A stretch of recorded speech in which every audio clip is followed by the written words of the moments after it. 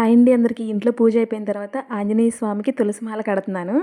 ఆ తులసి చెట్లు పాతింటి దగ్గర ఉన్నాయి. ఇప్పుడు మేము హౌస్ చేంజ్ అయిపోయామని చెప్పాను. ఇప్పుడు చేంజ్ అయిన హౌస్ దూరం ఏం కాదు, పాతింటికి ఎదురుగానే దగ్గరే కదా. అందులో నేను వేసిన తులసి చెట్లు స్వామివారికి మాల ఇవ్వాలి అని మార్నింగే వెళ్ళి తులసి ఆకులు మొత్తం కోసుకొచ్చాను. ఇంకా ఉన్నాయి, చెట్లు కూడా ఎక్కువే వేసాను కదా, ఎందుకంటే ఖాళీ ప్లేస్ ఉంది కదా అని చెప్పి. ఇప్పుడు మేము వచ్చిన దగ్గర కూడా ఖాళీ ప్లేస్ ఉంది. ఇప్పుడు ఇక్కడ గింజలు కూడా వేయాలి. అక్కడ వేసిన చెట్లు గింజలు కూడా దాచి పెట్టుకున్నాను ఒక బాక్స్లో వేసి. ఇప్పుడు ఇక్కడ కూడా వేయాలి.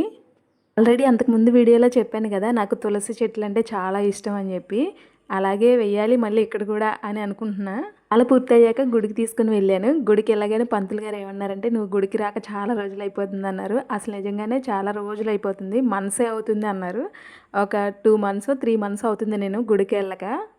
నేను కట్టిన తులసి మాల స్వామివారికి ఖచ్చితంగా సరిపోయింది. నేను ఎప్పుడు తీసుకెళ్ళినా ఖచ్చితంగా సరిపోద్ది స్వామివారికి. ఎక్కువ అవదో తక్కువ అవదో. స్వామివారి దర్శనం మీరు కూడా చేసుకోవాలని స్వామివారిని కూడా పెట్టాను. ఆంజనేయ స్వామి గుడికి వెళ్ళినప్పుడల్లా నాకు ఒక అలవాటు ఉంటుంది. నేను బొట్టు పెట్టుకున్న తర్వాత నా బండికి కూడా ఖచ్చితంగా పెట్టుకుంటాను స్వామివారి బొట్టు. ఆంజనేయ స్వామి ఆశీస్సులు మనందరిపైన ఉండాలని మనస్ఫూర్తిగా అయితే కోరుకుంటున్నాను. జై శ్రీరామ్.